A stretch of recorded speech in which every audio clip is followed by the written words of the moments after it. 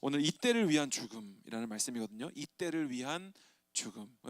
오전 예배를 드려보니까 다윗 목사님하고 말씀이 많은 부분 겹쳐서 뭐 그래도 좀 나름대로 해보겠습니다.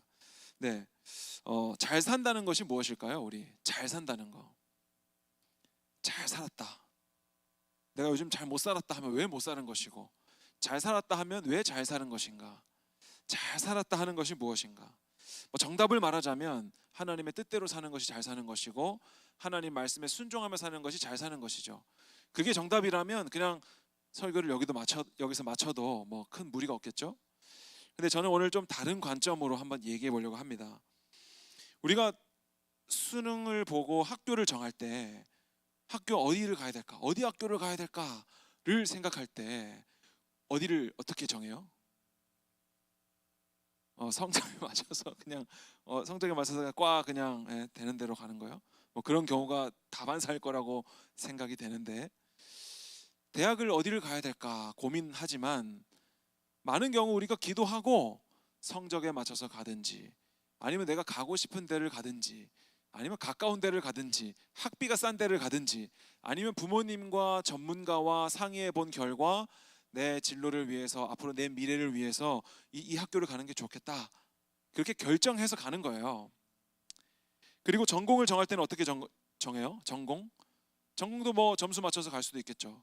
그리고 내가 뭐 어떤 특기가 있다면 그 특기에 맞춰서 뭐 미술이면 미술, 체육이면 체육 이렇게 갈 수도 있겠지만, 보통 이과 문과 중에서는 뭐 점수 맞춰서 간다거나, 아니면 뭐 내가 이 공부 한번 해볼까 해서 간다거나 뭐 그렇겠죠.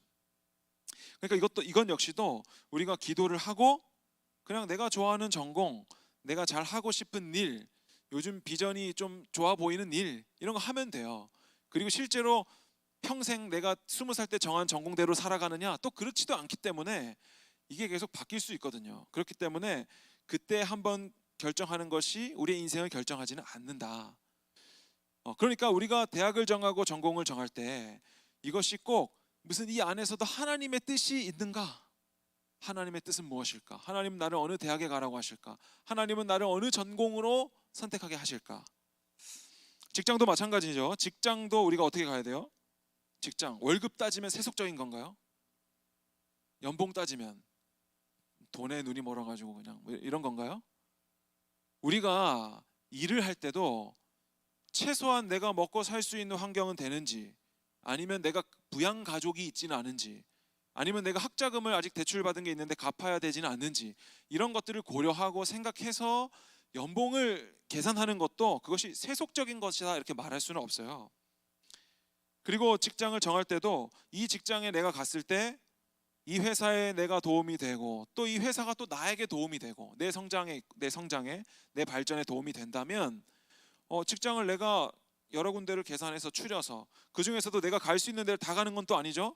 면접 봐가지고 그곳에서 또 먼저 오라고 한 곳에, 가장 먼저 연락 온 곳에 뭐 하나님의 뜻이겠거니 가든지, 아니면 좀 더 기다렸다가 내가 원하는 곳에 가든지 이렇게 가는 거죠. 이성교제는 누구랑 해야 돼요? 하나님의 뜻이 있을까요? 제가 한 번 본 적은 있어요. 기도하더니 하나님이 너를 응답으로 나에게 주셨다라고 고백하는 청년을 제가 한 번 본 적 있어요. 제가 살면서. 우리가 보통 이거 이렇게 하면 안 됩니다라고 하는 예시에 등장하는 그런 청년인데, 제가 실제로 한 번 본 적이 있습니다. 그러니까 우리가 이성교제를 할 때도 여러분 사랑하는 사람이랑 해야지, 그죠?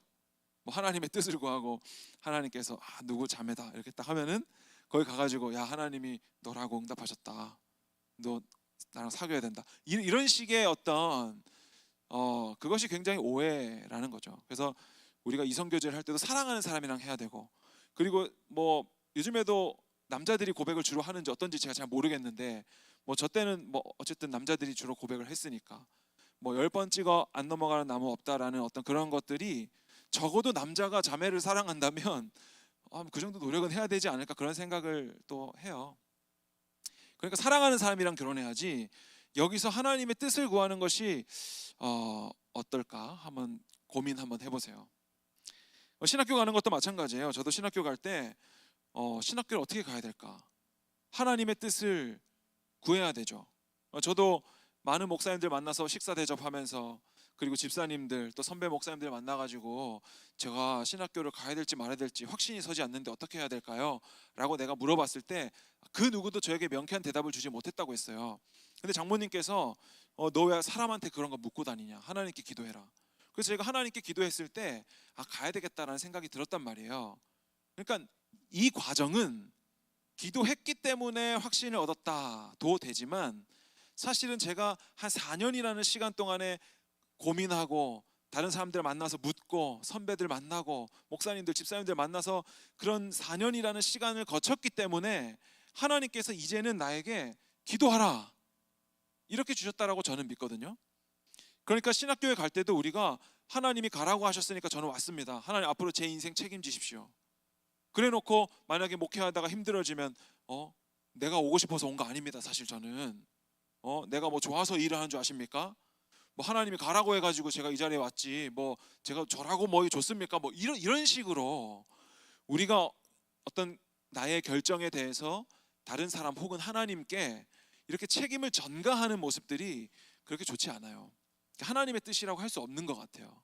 그래서 저도 신학교를 갈 때 제가 하고 싶어서 왔어요. 저는 제가 신학교 제가 가고 싶었고, 신학교에서 도대체 뭘 가르치는지 궁금했고, 그리고 거기서 하나님을 조금이라도 배울 수 있다면 가고 싶었어요. 그리고 거기서 내가 깨달은 것들을 이것을 모르는 사람들에게 조금이라도 전달해 줄 수 있다면 하는 그런 기쁨이 저에게 있었기 때문에 저는 너무나 제가 오고 싶어서 가고 싶어서 하고 싶어서 한 일이거든요. 그러니까 여러분들도 뭔가를 결정할 때 거기에 뭔가 원대하고 거창한 어떤 하나님의 응답이 있겠거니, 어떤 하나님의 초자연적인 역사가 있겠거니라고 그냥 기대하는 건 좋은데, 그것이 내 삶의 어떤 결정에까지 너무나 깊이 안 좋은 방식으로 영향을 미친다면 그것만이 꼭 신앙생활은 아니다 라는 것을 말하고 싶어요. 그러니까 성경에 보면 먹든지 마시든지 그의 나라와 그의 영광을 위해서 해라 라는 그 말은 먹고 마시는 사소한 일로도 하나님이 영광 받으신다라는 이야기잖아요. 그러니까 그때 당시의 사람들이 굉장히 어떤 특별한 일만 하나님께서 기뻐하시고 우리가 뭔가 잘 차려진 밥상을 하나님께 드려야만 하나님께서 받으신다고 생각했는데, 바울은 여기다 대고 먹든지 마시든지 하나님의 영광을 위해 하라 이렇게 얘기하는 거예요. 그러니까 우리가 먹는 것도 마시는 것도 맛집을 찾아 다니는 것도 그리고 예배 시간에 졸고 있는 것도 모든 것이 하나님 안에 있다. 특별히 성령이 내주하고 계시는 그리스도인이라면 그 그리스도인의 모든 결정은 하나님 안에 있다라는 것을 말하고 있는 거예요. 먹든지 마시든지. 그러니까 이것이 담임 목사님께서는 늘 사소한 일상이라고 표현하시는데, 사실은 사소하고 다람쥐 쳇바퀴 같은 일상이지만 그것을 통해서 하나님께서 영광 받으신다면 그건 더 이상 사소한 일이 아니죠. 내가 음식을 먹는 거, 내가 어떤 음료수를 마시는 게 이것을 통해서 내가 주의 나라와 주의 영광을 높여드릴 수 있다면 그것은 더 이상 그냥 사소한 일이 아니라는 거예요. 다람쥐 쳇바퀴 같은 일상이 아니라는 거예요. 같은 일이 반복된다 할지라도. 제가 옛날에 그런 생각했어요. 여기 금융 쪽에서 일하시는 분들도 계신데, 제가 옛날에 막 은행 직원들은 어떤 삶의 보람이 있을까? 저는 그런 생각도 해봤거든요. 그러니까 왜냐하면 단순한 일을 계속 하니까. 그리고 공장에서 일하는 사람들도 마찬가지죠. 계속 단순한 일을 계속해서 반복해서 처리하니까 여기에 어떤 하나님의 뜻이 있을까라고 생각했어요. 그런데 어떤 한 장로님이 계셨는데, 이거 뒤에 나오는 건데 제가 지금 먼저, 장로님이 계셨는데 그 장로님이 이제 사업을 하시는 사장님이셨어요. 그런데 그 사장님이 이제 회사가 잘 운영이 안 돼가지고 망하게 됐어요. 그래서 직원들도 다 거의 나가고 한 4명 정도만 직원이 남아있는 거예요. 그래서 이분이 자기 월급은 벌써 몇 달째 한 번도 가져가지 못하고 4명의 직원한테만 월급 겨우 주면 그냥 돈이 없는 거예요. 그래서 이게 몇 달째 이어지다가 이 장로님이 담임 목사님을 찾아가서, 목사님 제가 지금 이런 상황 가운데 있습니다. 어떻게 해야 될까요? 회사 문 닫아야 될까요? 라고 물어봤더니 목사님께서 뭐라고 하셨냐면, 지금 장로님으로 인하여서 내 가정이나 그 생계를 부양하고 있습니다. 장로님으로 인하여서 내 가정, 내 직원의 가족들, 식솔들이 다 생계를 유지하고 애들 학교 다니고 학원 다니고 밥 먹고 옷 입고 하고 있다. 그러니까 장로님께서 지금 하고 있는 일은 절대 헛된 일이 아니다 라는 이야기를 이제 했다는 거예요. 그래서 이 장로님이 뭐 힘을 얻고 뭐 다시 뭐 열심히 일했다 뭐 이런 간증이었는데, 그러니까 우리도 사실은 돈이라는 것이, 우리가 돈을 쫓아 살아가는 사람 보면 되게 세속적이다 얘기하는데, 사실 돈이라는 것은 너무나 귀하고 중요한 거예요. 이것을 우리가 죄로 쓰기 때문에 잘못된 것이지, 우리가 이것을 하나님께서 지으신 모든 것이 선함에 감사함으로 받으며 버릴 것이 없다라고 하신 대로 믿음으로 우리가 돈을 사용하게 되면 이 돈이라는 것은 정말 한 사람의 생명을 살려요. 어떤 사람에게는 내가 10만 원 줄 테니까 교회 한번 나와라 하면 나올 사람 있을걸요? 그러니까 이 돈이라는 것은, 그리고 우리가 흔히 말하는 세속적이라고 말하는 것은 사실은 없는 거예요. 왜냐하면 예수님께서 오신 이후로 부정하고 거룩하고 한 개념은 없어졌잖아요. 율법에는, 예수님 십자가 전에는 부정과 정부정이 있었지만 그 이후로는 없어지잖아요. 그래서 고넬료 환상 가운데 베드로에게 부정한 음식 먹으라고 했을 때 베드로가 못 먹습니다, 부정해서 못 먹습니다 했더니 하나님께서 내가 정하다고 하는데 왜 네가 부정하다고 하냐. 그리고 그 이후로는 이방인이나 헬라인이나 할 것 없이 다 하나님의 자녀가 된다라는 것은 더 이상 예수님의 십자가로 완성된 율법 이후로는 이 정부정의 개념이 없다. 그렇기 때문에 우리가 살아가는 오늘 이 시대에도 내가 어떤 직장을 들어가는가, 내가 어떻게 해야 잘 사는 것인가 할 때에 그냥 내 결정이 죄만 아니면, 그리고 어떤 이 윤리 도덕적인 이 나라의 규칙과 법규를 어기는 것만 아니면, 그리고 다른 사람에게 해를 끼치는 것만 아니면 어떤 결정을 해도 자유하다라는 거예요. 제가 좋아하는 드라마 중에서 낭만 닥터 김사부라는 드라마가 있어요. 여러분 다 보셨나요? 네, 본 사람 손 들어 보세요. 낭만 닥터 김사부. 별로 없네요. 자 내리세요. 또 제가 인생 드라마 중에서, 인생까지는 아닌데 또 오해영. 또 오해영. 예, 본 사람 있어요? 손 들어 보세요. 이건 다 봤죠. 여자들이 많이 볼 것 같아요. 그거 너무 재밌게 봤거든요. 근데 낭만 닥터 김사부라는 드라마에 보면 이 낭만에 대해서 이야기하잖아요. 낭만.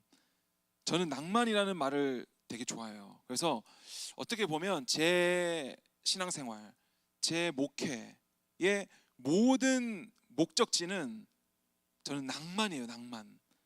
그래서 저는 되게 낭만이 없는 사람이었기 때문에, 되게 이성적인 사람이기 때문에 늘 집에서 식물을 키우려고 이제 애쓰고, 그리고 막 물고기 막 키우려고 막 물고기 어항 들여다보고 앉아 있고, 막 일부러 그런 어떤 여유의 시간들을 보내려고 하는 거예요. 왜냐하면 저는 너무나 효율적인 사람이기 때문에. 그래서 낭만을 누리기 위해서. 그 낭만이라는 말을 제가 사전적으로 찾아봤더니 현실에 얽매이지 않고 어떤 늘 감정적으로 어떤 이런 늘 아름다움을 사모하면서 어떤 현실보다는, 이렇게 얘기해요. 그런데 우리가 가만히 생각해 보면 낭만이라는 것은 어떤 한량이라던가 아니면 비현실적인, 어떤 현실과 너무 동떨어진 어떤 비현실주의자, 이런 것이 아니라 하나님 나라라는 개념에서 눈앞에 있는 어떤 이 물질, 이 어떤 눈앞에 보이는 어떤 이 물질보다 훨씬 더 하나님 나라를 현실로 보는 낭만주의자. 내 앞에 어떤 고통이 있고 어떤 어려움이 있고 어떤 방해가 있다고 할지라도 나는 하나님과의 그 사랑의 관계, 그 낭만을 지키겠노라 하는, 너무나 여유롭고 또 세상에 아주 끌려다니지도 않으면서도 휩쓸리지도 않는, 뒤처지지도 않는 너무나 자유한 그런 하나님 나라의 백성이 바로 낭만주의자가 아닌가, 이런 생각이 들거든요. 그래서 김사부 이제 부용주인가요? 부용주 의사의 명대사가 많은데 제가 한 2개 가져왔어요. 제가 드라마 보면서 우와 했던 거 있거든요. 네. 세상 바꿔보겠다고 이짓거리 하냐? 나는 사람 살려보겠다고 이짓거리 하는 거다. 죽어가는 사람 앞에서 그 순간만큼은 내가 마지노선이니까. 이걸 전문 용어로 개멋 부린다고 그러지, 좀 더 고급진 말로는 낭만이라 그러고, 이런 말을 하거든요. 그러니까 이 부용주라는 의사가 실력이 굉장히 좋아요. 그러니까 이 낭만이라는 것은 실력도 없으면서 그냥 막 내 자기에 취해서 사는 그런 걸 말하는 게 아니에요. 이 실력도 굉장히 많지만 그 실력을 가지고 교만하지 않는 거예요. 그래서 이 사람은 뭐 내가 뭐 세상 바꿔보겠다고 이 짓거리 하는 게 아니라 나는 그냥 사람 살리려고 이러는 거다. 그리고 뒤에 하나 더 볼까요? 내 구역에선 오로지 하나밖에 없어. 살린다. 무슨 일 살린다. 이 얘기를 제가 보면서 정말 감동을 받았거든요. 그러니까 이 의사, 이 병원 재단이 돈 안 되는 수술 하지 마라. 계속 실적 내라. 지금 교회가 아니라 저 병원에 돈을 계속 많이 벌어들여야 된다라는 얘기를 할 때 이 한석규는 내 구역에서 그딴 소리 하지 마라. 나는 무슨 뭐 세상 바꿀 생각도 없고 그냥 오로지 내 구역, 나를 만나는 사람들을 내가 고친다. 나는 그들을 살린다. 너희들이 뭐 세상에서 뭐 재정이고 뭐 재단이 어떻고 뭐 얘기해봤자 나는 그런데 전혀 관심 없다. 나는 오로지 살릴 거다. 이 얘기를 이제 하는 거예요. 그러니까 여러분 인생 가운데 저는 이게 정말 낭만이라고 생각하거든요. 낭만.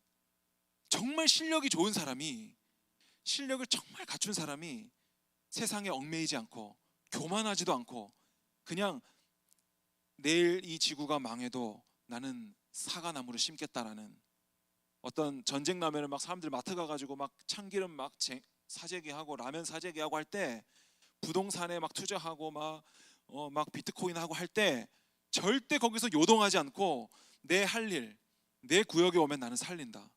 나를 만나는 사람, 나를 알고 내가 아는 모든 사람에게 나는 복음 전하겠다. 나는 그들을 살리겠다. 그들이 어떤 힘들고 어려운 환경 가운데 있다 할지라도 나는 그 사람을 위해서 기도하고 그 사람을 살리기 위해서 내가 할 수 있는 모든 것을 다 하겠다라고 말하는 것이 저는 낭만이라고 생각해요. 그러니까 이 낭만이라는 것은 사실은 꼭 거창한 하나님의 뜻을 구하지 않아도, 여러분, 이게 제가 뭐 기도하지 마세요 뭐 이런 거 내 마음대로 하세요라를 말하는 게 아니에요. 우리가 하나님의 뜻을 구할 때 신앙생활 너무 어려워요. 하나님의 뜻이 뭔지 모르겠어요. 뭐 성경 너무 어려워요. 어떤 이런 식으로 우리가 신앙생활을 핑계 삼고 있다면 하나님의 뜻은 그렇게 거창한 곳에 있지 않다. 어쩌면 여러분들이 다니고 있는 직장에 30분, 1시간 일찍 출근해서 청소 미리 하는 거, 환기시켜놓고 청소하는 거, 그것도 하나님의 뜻일 수 있어요. 그러니까 그것을 누가 하나님의 뜻이니까 해라라고 하기 전에 여러분들이 하나님과의 그 사랑의 관계 속에서 내가 세상 사람들을 섬기고 세상에서 믿음으로 살며 승리한다는 것이 무엇인지를 잘 고민하고, 또 주님께서 주시는 마음이 있다면 거기에 즉각적으로 순종해서 실천한다면, 그것이 죄가 아니라면, 다른 사람에게 피해를 주는 것이 아니라면, 또 내가 교만해지는 것이 아니라면 그 무엇을 해도 다 하나님의 뜻 안에 있다라는 거예요.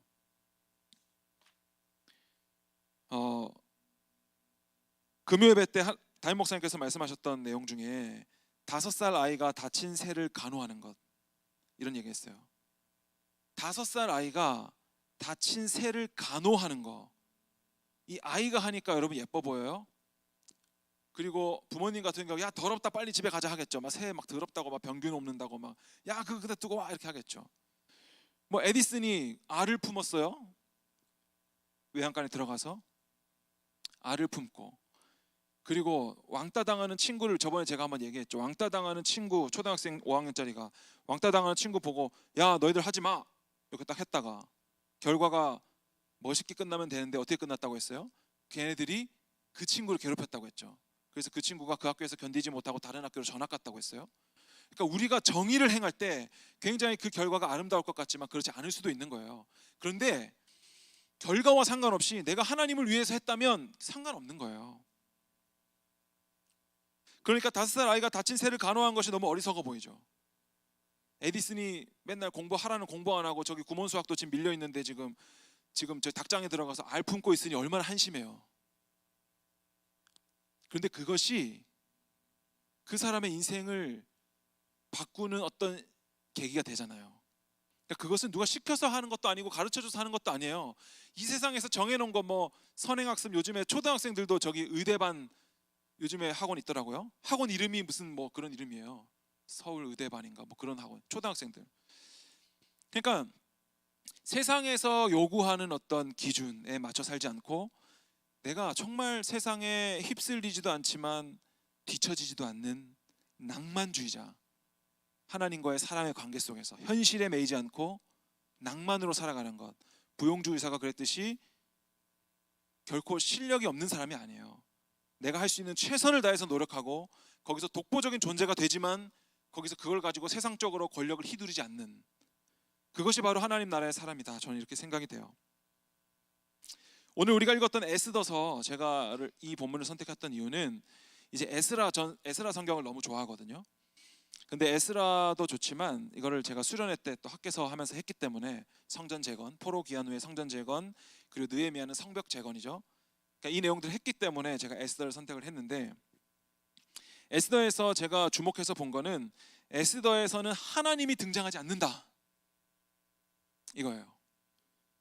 에스더서에서는 하나님이 나오지 않아요. 뭐만 나와요 그러면? 이 에스더서가 언제 쓰여졌냐면, 언제 이야기냐면, 이 정확하진 않은데 아하수에로 왕이 통치하던 시점이니까 이때가 1차 포로기한 이후예요. 2차 포로기한 전, 1차 포로기한 이후. 그러니까 이때에 에스더에서는 뭐가 드러나냐면 이 아하수에로라는 페르시아의 왕, 우리가 아는 영화 300의 크세르크세스, 이 왕만이 등장해요. 절대 권력, 왕비라고 할지라도 그 자리에서 파면이 가능하고, 이 왕이 규를 내밀기 전에는 어떤 누구라도 왕비라고 해도 이 자리에 나타났다가는 그 자리에서 죽여도 되는 법이 정해져 있는 절대 권력자. 페르시아는 인도부터 구스, 에디오피아, 구스가 에디오피아죠, 그까지 127지방을 다스렸던 절대 권력자였어요. 그 강대국이었던 바벨론을 함몰시킨 이 정말 강한 나라만 등장해요. 그리고 하만이라는 2인자, 이 페르시아의 2인자, 이 사람들만이 등장해요. 이때 유대인들은 어떻게 지내요? 뭐 쭈구리처럼 지내는 거예요. 이 사촌오빠 모르드게, 에스더의 사촌오빠 모르드게는 그냥 하급 관직을 가지고 있었어요. 하급 관직. 그러니까 이 이방 나라들의 포로로 잡혀와가지고 이렇게 쭈구리처럼 살고 있는 유대인들이 생각할 때, 와, 이거 우리가 하나님의 약속을 받은 민족으로서, 그리고 그 화려했던 가나안 땅에 우리가 그 어떻게 들어갔는데, 우리 조상들이 어떻게 들어갔는데, 예루살렘 성전 어떻게 지었는데, 그 화려했던 솔로몬의 성전이 어떠했는데, 그런 것들 다 무너지고 지금 개 돼지만도 못하게 여기는 이방 나라 포로로 잡혀와 있으니 그들 스스로 얼마나 비참했겠어요. 우리도 코로나가 터지고 나서 한국교회가 코로나 종식되게 해달라고 정말 많이 기도했잖아요. 근데 하나님께서 짠 나타나셔가지고 코로나를 짠 없애주시면 얼마나 하나님께 영광이 되고 교회 이름이 드높아지고, 그 막 대통령이 막 어떤 유명한 목사님들 불러다가 한국 교회 공이 큽니다 막 이러면서. 근데 그러지 않았다는 거죠. 심지어는 많은 교회들이 문을 닫았어요. 그것이 어떻게 하나님께 영광이 돼요? 교회들이 문을 닫았다니까요. 성도들이 뿔뿔이 흩어지고, 그게 어떻게 하나님께 영광이 되냐고요. 그런데 하나님께서는 그 시간들을 우리로 하여금 온전히 통과하게 하셨다는 거죠. 코로나라는 시간들을 온전히 그대로 통과하게 하셨다. 그러니까 유대인들도 아마 포로로 잡혀 살아가면서 이런 갈등들을 많이 했을 것 같다는 생각이 들어요. 그러니까 심지어 출애굽 시대에 그 기적을 본 사람들도 하나님 막 원망하고 그랬는데, 이때는 어떻겠어요? 더 하나님 정말 살아계시긴 한 거냐 이랬겠죠. 그런데 오늘 이제 이 모르드게가 하급 관직으로 궁궐에 있었는데, 어느 날 빅단과 데레스라는 두 내시가 왕을 암살하려고 하는 계획을 세우는 것을 듣게 되고, 그것을 모르드게가 막아요. 근데 그게 궁중일기에 쓰여요. 성경에 보면 궁중일기에 기록되더라.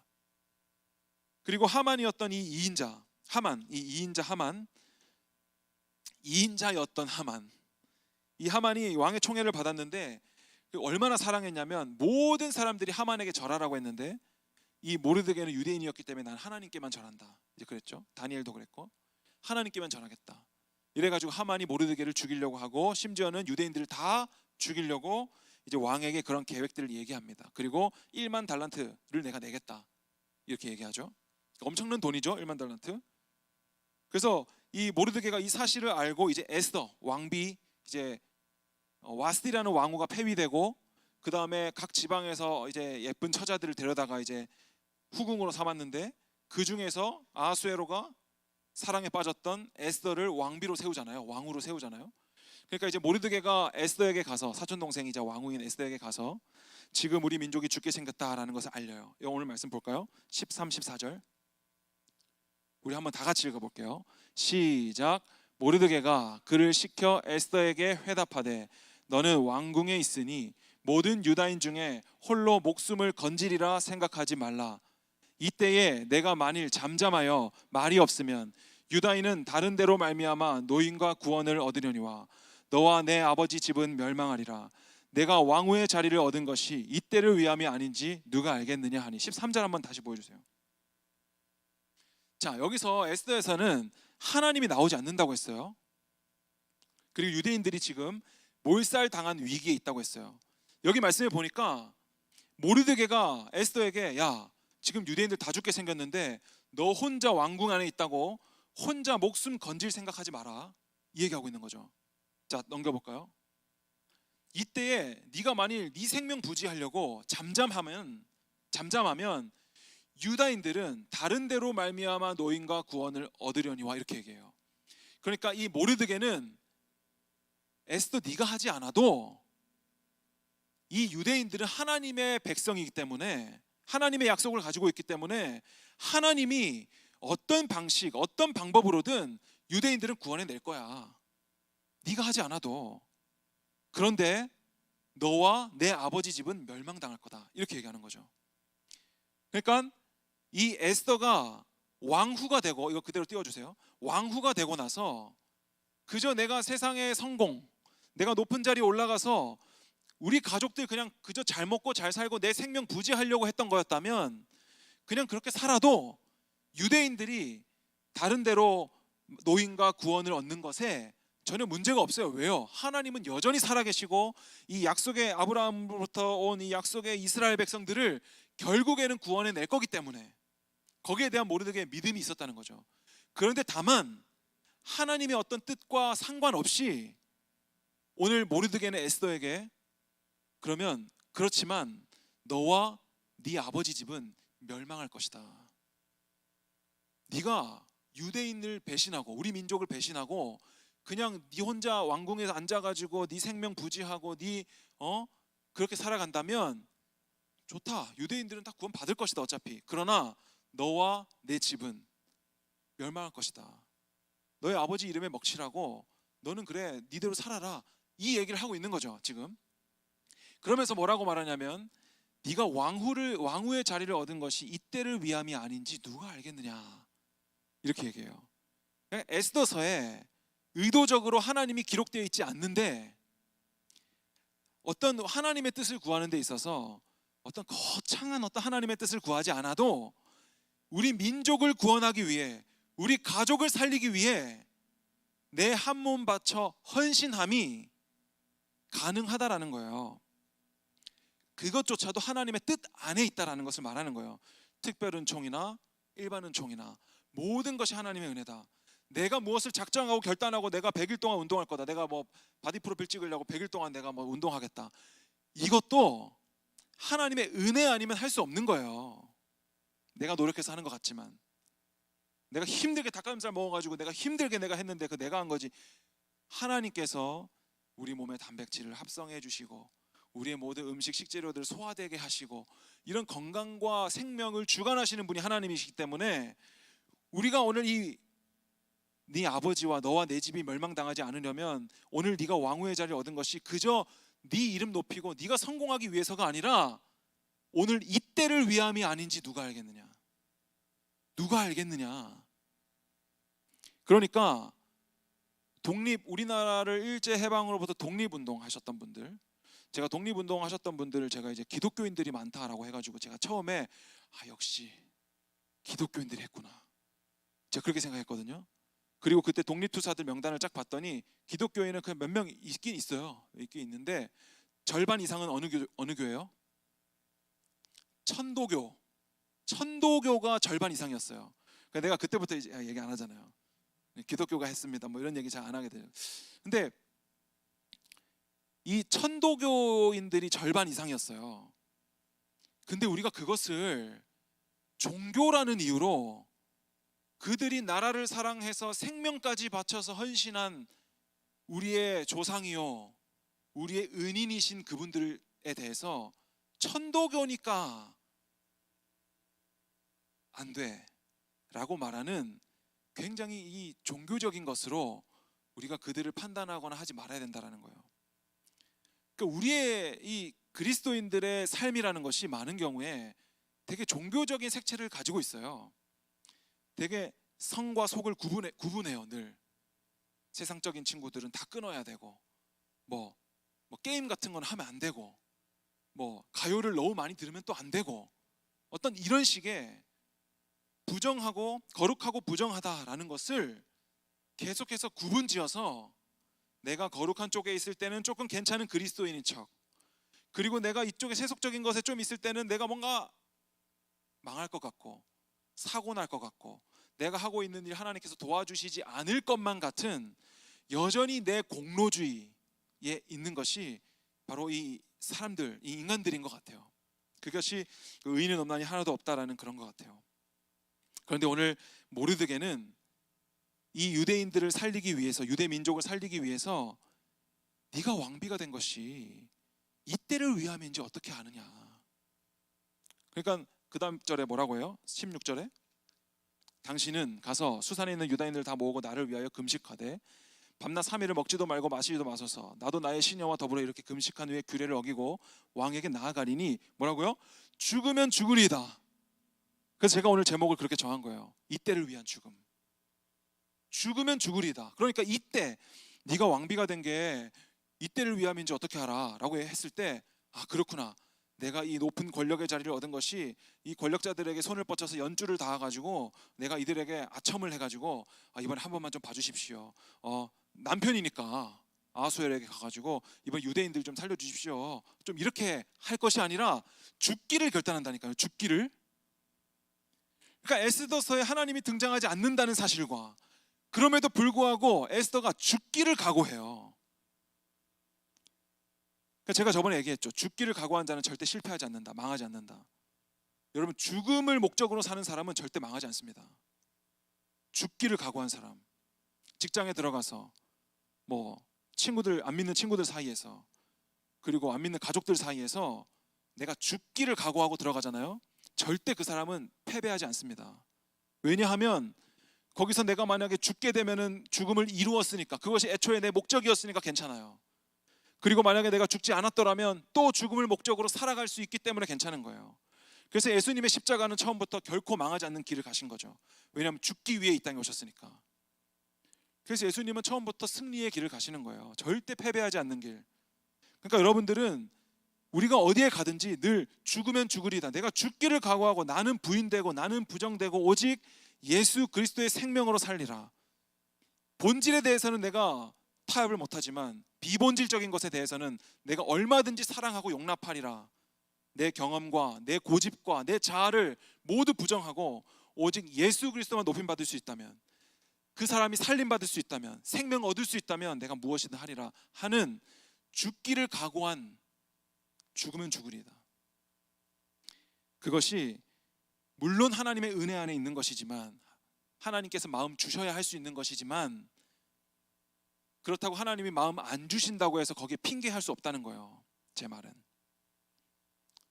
제가 운동을 해야 되는데 너무 추워요. 아직까지 빨리 지금 4월이면 날씨가 따뜻해져야 내가 운동을 나갈 텐데 너무 추워. 그러면 이불 속에서 나오지 않는 거예요.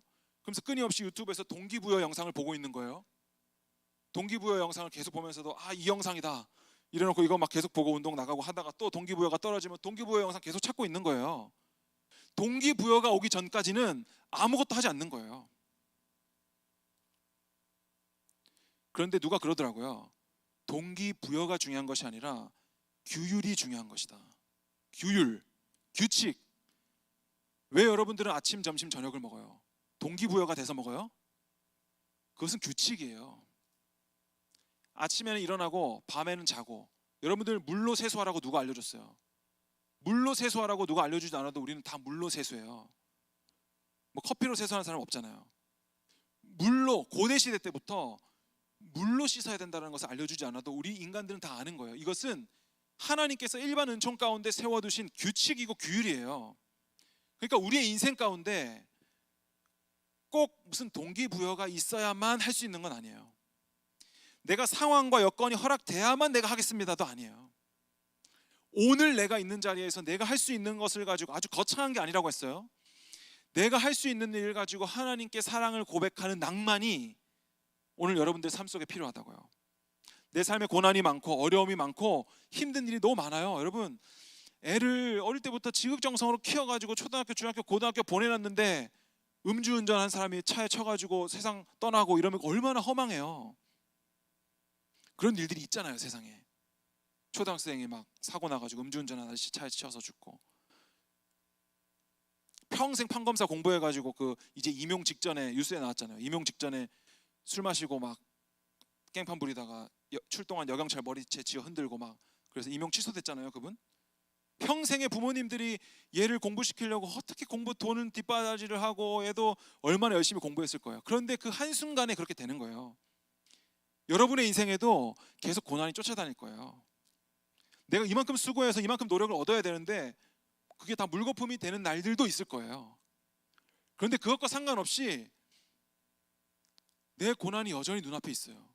그런데도 이 앞에 나가서 한 송이 피어있는 꽃을 보고 그냥 활짝 웃을 수 있으면 저는 그게 낭만이라고 생각해요. 와, 내 인생 진짜 시트콤 같다 이러면서 한바탕 웃을 수 있으면 저는 그게 낭만인 것 같아요. 시트콤. 그러니까 하나님께서 에스더에 등장하지 않지만 유대인들은 어차피 살 거다라고 믿었던 모르드게처럼 우리의 구원은 이미 확정된 거예요. 왜냐하면 교회는 구원받으려고 오는 것이 아니라 구원받은 자들이 하나님을 높여드리는 것이 바로 예배이고 교회이기 때문에 우리는 구원받으려고 이 자리에 오는 게 아니잖아요. 우리 애가 저한테 아빠 나 아빠 아들 맞아라고 묻지 않는 것처럼 그냥 이 아이는 아버지의 기쁨을 위해서 살면 돼요. 아버지의 사랑 안에 거하면 되는 거예요. 그러니까 오늘 에스더는 죽기를 결단하는 거죠. 그리고 그 이후에 이제 우연으로 가장된 여러 가지 사건들이 나죠. 에스더 6장 1절에 보면 한번 띄워줄래요? 그날 밤에 왕이 잠이 오지 않으므로 명령하여 역대 일기를 가져다가 자기 앞에서 읽히더니, 그날 밤에 왕이 잠이 안 오는 거예요. 그날따라. 그래서 뭘 봐요? 역대 일기를 가져다가 읽었어요. 그날 밤에. 그리고 6장 4절에 보니까 그때 왕이 이르되 누가 뜰에 있느냐 하매 마침 하만이 자기가 세운 나무에 모르드게 달기를 왕께 구하고자 하여 왕궁 바깥들에 이른지라. 마침 하만이 문 앞에 있는 거예요. 그러니까 이 하만이 결국에는 자기가 모르드게 달려고 놔뒀던 그 나무에 자기가 달려 죽게 되잖아요. 그러니까 이 모든 스토리가 하나님이 없다고 가정하고 이 모든 스토리가 너무나 우연 같아요. 그죠? 와스티가 폐위되고 에스더가 왕후가 되고 그리고 유대인들이 다 죽게 되었고 왕이 때마침 잠이 안 왔고 거기 누구 있느냐 했는데 때마침 하만이 문 밖에 있었고, 이런 것들이 그냥 뭐 드라마 같잖아요. 되게 부자 남자 주인공이 있는데 되게 가난한 여자 주인공 이렇게 딱 해가지고 사랑에 빠져가지고 왕 아내가 되고 하는. 그런데 이 너무나 진부한 이야기 속에 하나님께서 어떻게 역사하시는가를 우리가 낭만적으로 살아내는 것이 저는 믿음이라고 생각해요. 내 구역에 들어온 사람들 난 다 살릴 것이다. 나를 만나고 나를 아는 모든 사람들에게 나는 하나님의 사랑을 전할 것이다 하는, 내일 지구가 망해도 나는 사과나무 한 그루를 심겠다라고 말하는 낭만이 우리에게 있어야 되겠다는 생각이 들어요. 그래서 요셉도 술관원장의 꿈을 해석해주고 감옥에서 나갈 줄로 기대했지만 술관원장이 꿈을 잊어버리죠. 그 이야기를. 그래서 한번 말씀 볼까요? 시편 105편입니다. 시편 105편 18절부터 19절에 보면 그의 발은 착고를 차고 그의 몸은 쇠사슬에 매었으니 곧 여호와의 말씀이 응할 때까지라 그의 말씀이 그를 단련하였도다 라고 이야기해요. 그러니까 여러분, 하나님의 때가 있어요. 하나님 말씀이 응할 때까지가 있어요. 그런데 그것은 제가 여러분들보다 조금 더 많이 살았다고 해서 야 너희들 고생하고 있는 거 그거 아무것도 아니야, 좀 지나봐, 나중에 웃을 날이 올걸, 그거 좀 지나면 뒤를 돌아봐. 뒤를 돌아보면 다 은혜였어 라고 말할 수는 없는 거죠.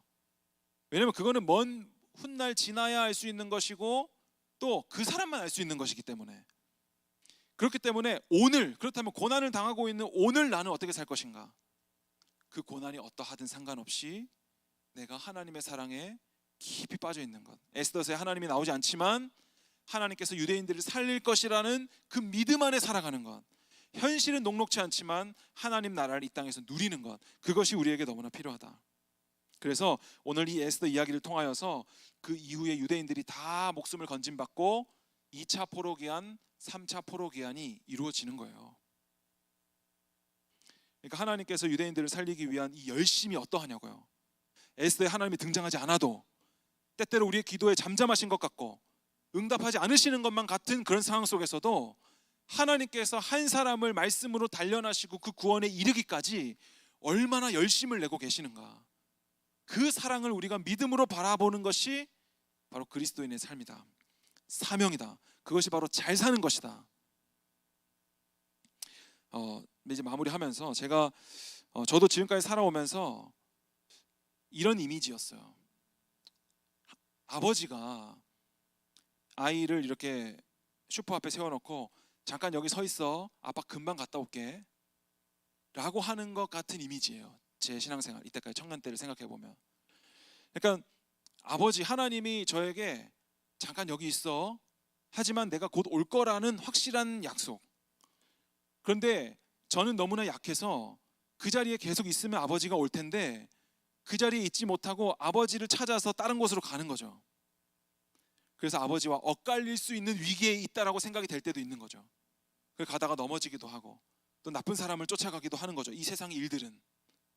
그러나 우리 하늘 아버지는 우리의 모든 필요와 쓸 것을 아셔서 잠깐 여기 있어, 금방 올게 라고 말했을 때 그 다시 오실 아버지를 정말 실제로 내 옆에 오신 것처럼 현실로 볼 수 있는 것, 그것이 바로 저는 믿음이라고 생각합니다. 그래서 여러분들의 먹든지 마시든지 직장 생활을 하든지 돈을 벌든지 사업을 하든지 운동을 하든지 시험을 보든지 뭘 하든지 그 모든 것들이 잠깐 기다리고 있어, 아빠 금방 올게 라고 말하는 그 하나님 예수님의 다시 오심을 준비하고 있는가, 그것이 우리의 모든 삶의 목적이 되어야 될 줄로 믿습니다. 그러다 보면 우리가 때때로 넘어지거나 실패할 때도 있을 거예요. 그런데 그대로 살아가면 돼요. 그럼 실수한 자들은 다른 실수한 자들을 격려할 수 있고요, 넘어져 봤던 자들은 다른 넘어져 있는 자들에게 내 어깨를 빌려줄 수 있게 된다. 그래서 우리의 모든 삶의 경험들은 절대 주님 안에서 헛되지 않다. 그러니까 오늘 하나님의 뜻대로 잘 살고자 원하는 여러분들, 하나님의 거창한 뜻 구하기 전에 오늘 내가 할 수 있는 소소한 규칙들을 정해서 마음을 정하고 성경을 읽고 운동을 하고 건강한 음식들을 먹고 건강한 친구 관계를 맺어가고, 그리고 세상 속에서 피스메이커들로, 중재하는 자들로, 하나님과 사람 사이, 그리고 친구와 친구 사이, 그리고 뭐 세상에서 요즘 말하는 뭐 남녀 갈등, 여야 갈등, 뭐 이런 모든 것에서 나는 평화주의자로 피스메이커로 살 수 있는 준비들을 한다면 하나님께서 그 사람을 저는 너무나 귀하게 사용할 거라 이렇게 생각합니다. 오늘 에스더 말씀 9장 22절 우리 다 함께 읽고 마치도록 하겠습니다. 에스더 9장 22절 다 함께 시작. 이달 이날에 유다인들이 대적에게서 벗어나서 평안함을 얻어 슬픔이 변하여 기쁨이 되고 애통이 변하여 길한 날이 되었으니 이 두 날을 지켜 잔치를 베풀고 즐기며 서로 예물을 주며 가난한 자를 구제하라 하매. 아멘. 우리의 모든 날들이 이때를 위함이 아닌 줄 누가 알겠느냐. 오늘 여러분들이 겪고 있는 날이 먼 훗날 어떤 그 날을 위함이 아닌 줄 어떻게 알겠느냐. 우리가 그 믿음 가지고 이 하루를 잘 살아갔으면 좋겠습니다. 우리 함께 찬양할